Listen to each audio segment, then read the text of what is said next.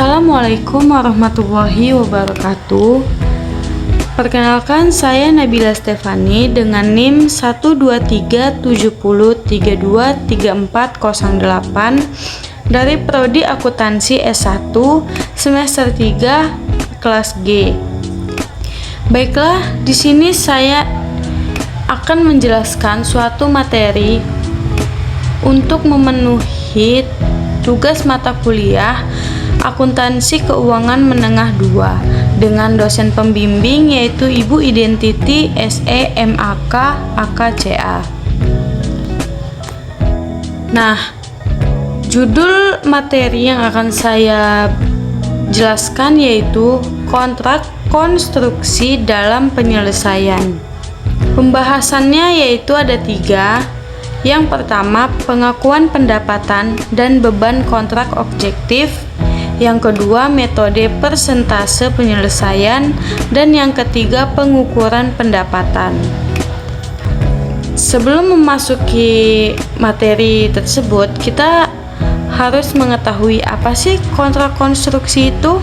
Nah, di sini saya akan menjelaskan bahwa kontrak konstruksi adalah kontrak yang secara khusus dinegosiasikan untuk konstruksi suatu aset tunggal, seperti bangunan, jembatan, bendungan, jalan, dan beberapa aset yang saling tergantung dalam rancangannya.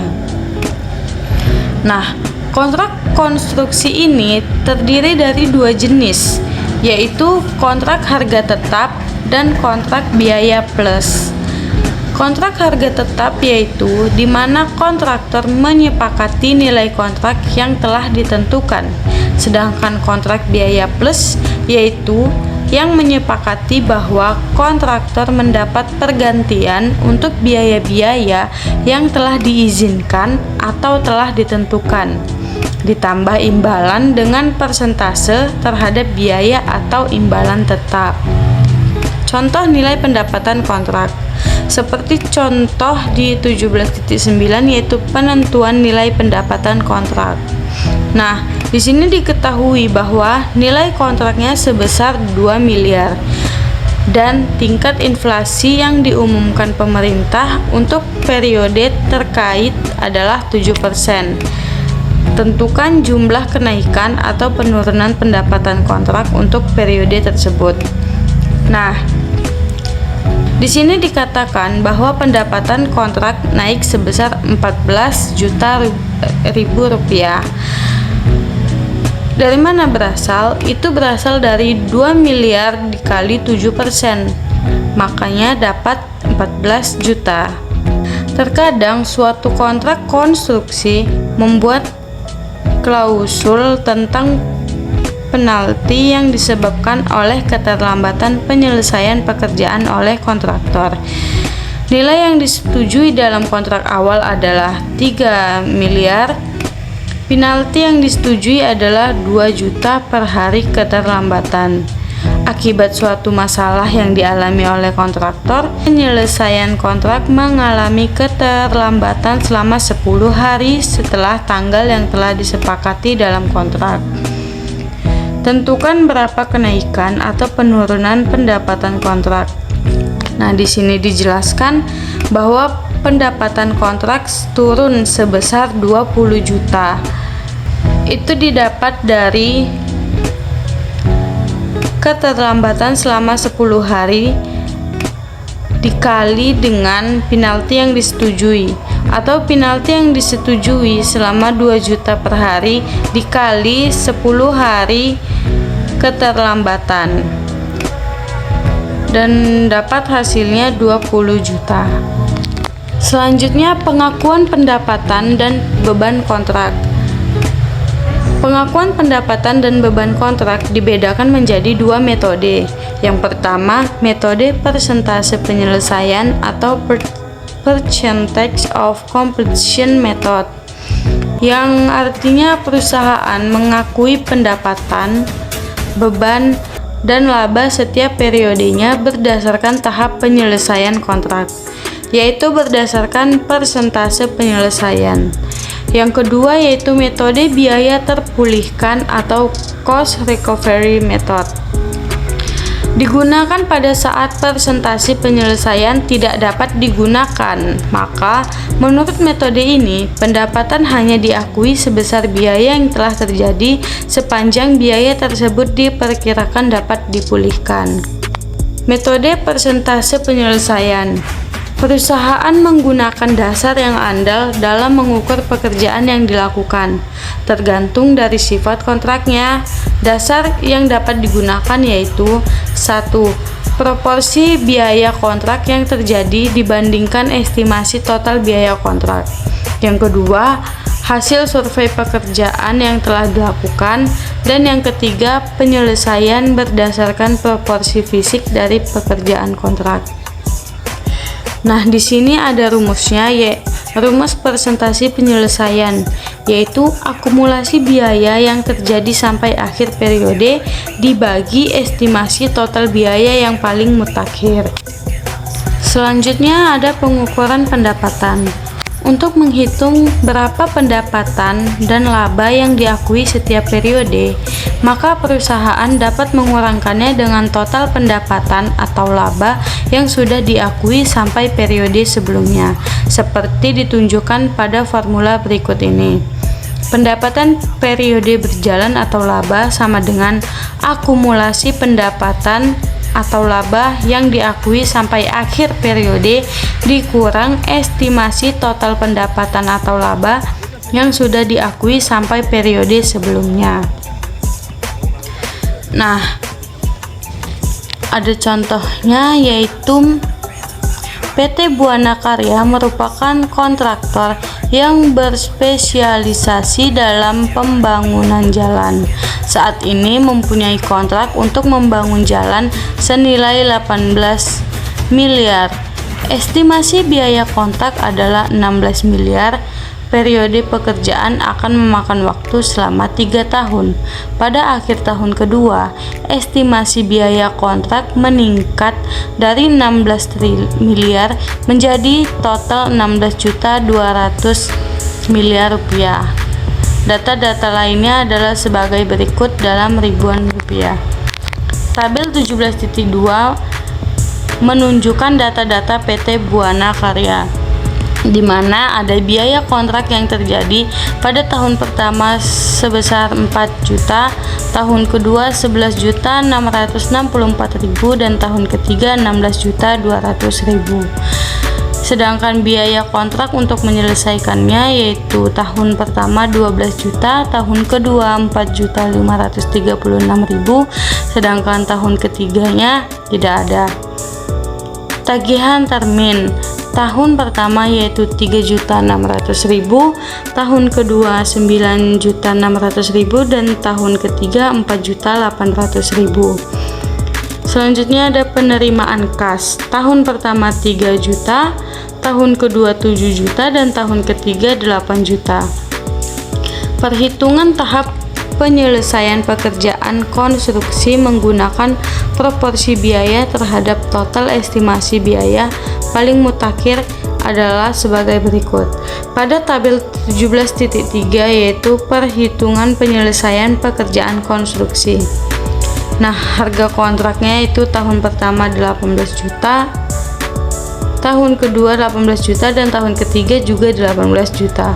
Dikurangi pada estimasi biaya yaitu biaya kontrak yang terjadi tahun pertama 4 juta, tahun kedua 11.664.000 dan tahun ketiga 16.200.000, serta dikurangi biaya kontrak untuk menyelesaikan dan estimasi total biaya kontrak. Nah, setelah itu ada estimasi laba kotor. Tahun pertama 2 juta, tahun kedua 1.800.000 dan tahun ketiga 1.800.000. Persentase penyelesaiannya yaitu 25%, tahun kedua 72% dan tahun ketiga 100%. Jika ditotalkan, maka hasilnya yang tahun pertama 16 juta, tahun kedua 16.200.000 dan tahun ketiga 16.200.000 juga. Dapat dilihat pada tabel bahwa persentase penyelesaian dihitung berdasarkan proporsi biaya yang terjadi dibandingkan total estimasi biaya kontrak yang paling mutakhir. Pada tahun pertama, 25% persentase penyelesaian itu diperoleh dari perhitungan biaya yang terjadi, yaitu 4 miliar dibagi dengan estimasi total biaya kontrak sebesar 16 miliar. Namun, pada tahun kedua, ketika terdapat revisi estimasi, total biaya menjadi sebesar 16.200.000, maka persentase penyelesaian pada akhir tahun kedua sebesar 72%, yaitu diperoleh dari 11.664 miliar dibagi dengan total estimasi terbaru, yaitu 16.200.000 rupiah. Berdasarkan perhitungan pada tabel di atas, maka perusahaan dapat mencapai transaksi sepanjang periode berjalan. Dengan ringkasan jurnalnya, yaitu untuk mencatat biaya konstruksi, di sini dapat kita lihat bahwa yang pertama tuh pekerjaan dalam proses pada material, kas, utang, dan lainnya. Dan di tahun pertama, tahun kedua, dan tahun ketiga sudah tercantum angkanya. Dan untuk mencatat tagihan termin, yaitu piutang usaha pada termin, dan angkanya juga sudah tercantum. Tahun pertama yaitu 3.600.000 pada 3.600.000, tahun kedua 9.600.000 pada 9.600.000, dan tahun ketiga 4.800.000 pada 4.800.000. Dan yang ketiga, untuk mencatat penerimaan tagihan, yaitu kas pada piutang.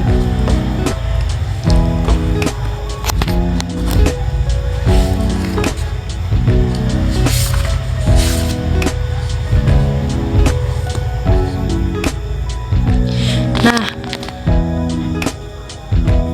untuk mencatat biaya konstruksi dan lainnya, yaitu pada tahun pertama itu 4 juta pada 4 juta, dan pada tahun keduanya itu diperoleh dari biaya kontrak yang terjadi tahun kedua dikurang dengan biaya kontrak yang terjadi tahun pertama, makanya bisa menghasilkan 7.664.000. Sedangkan di tahun ketiga juga begitu, 16.200.000 dikurang dengan 11.664.000, dan dapat hasilnya 4.536.000. Sedangkan yang untuk mencari tagihan termin,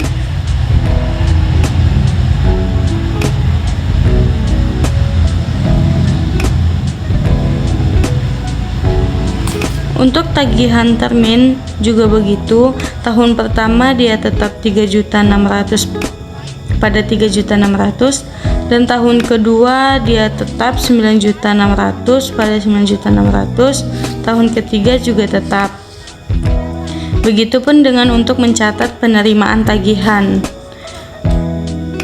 atau penerimaan kas.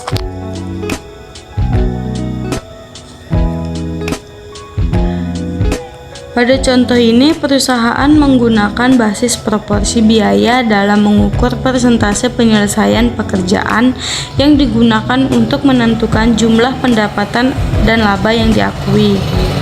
Estimasi pendapatan, beban, dan laba yang diakui oleh PT Buana Karya adalah seperti tabel 17.4, yang dimana tahun pertama pendapatan yaitu 18 miliar dikali 25% dapat hasilnya 4.500.000, dan bebannya 44 juta, dan dapat laba kotornya 500.000. Diakui di periode lalu tidak ada, karena tahun pertama itu tidak ada periode lalunya. Diakui di periode berjalan dia sama saja, 4.500.000 dikurang 4 juta dan laba kotornya 500.000. Nah, di tahun kedua Pendapatannya 18 miliar dikali 72%, maka hasilnya 12.960.000. Bebannya lihat di tahun kedua yaitu 11.664.000 dikurang dapat laba kotornya 1.296.000 diakui di periode lalu. Pada tahun pertama dimasukkan ke tahun kedua, yaitu jadi dia sama, tinggal dipindahkan saja. Diakui di periode lalunya dan diakui di periode berjalan, dikurangi 12.960.000 dikurang 4.500.000 dan hasilnya 8.460.000. Begitupun dengan bebannya, 11.664.000 dikurangi dengan 4 juta dan hasilnya 7.664.000. Nah, 8.460.000 itu dikurangi dengan 7.664.000, maka laba kotor diakui di periode berjalan pada tahun kedua yaitu 796.000. Sedangkan tahun ketiga pendapatannya 18 juta dikali 100%, dia tetap 18 miliar. Sedangkan bebannya 16.200.000.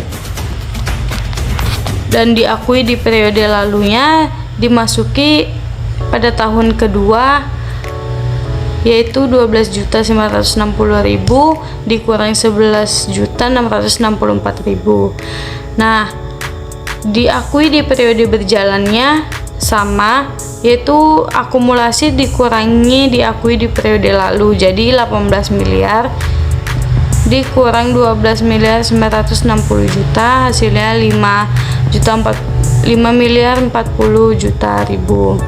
Sedangkan bebannya jadi hasilnya 4.536.000. Dan hasil akhir laba kotor yang didapat diakui di periode berjalan pada tahun ketiga yaitu 504.000.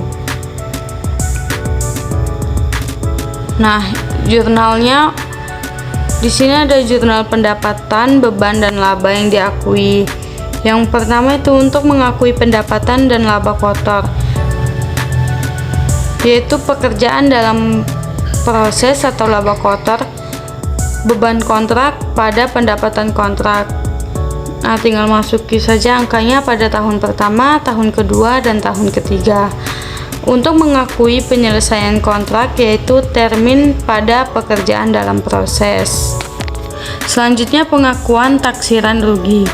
Terdapat dua jenis kerugian yang mungkin terjadi terkait dengan kontrak konstruksi, yaitu yang pertama, rugi pada periode berjalan dalam suatu nilai kontrak yang secara total masih memberikan keuntungan.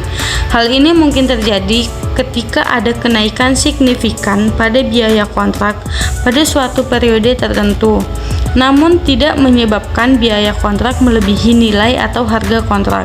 Jika hal ini terjadi, maka rugi diakui pada periode berjalan dengan memperhatikan persentase penyelesaian. Yang kedua, rugi dalam suatu kontrak yang secara keseluruhan mengalami kerugian.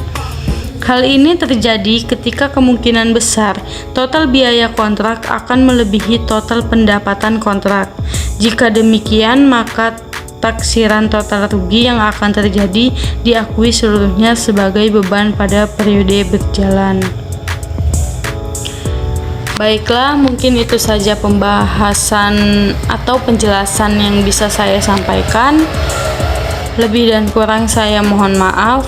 Wabillahi taufiq wal hidayah. Wassalamualaikum warahmatullahi wabarakatuh.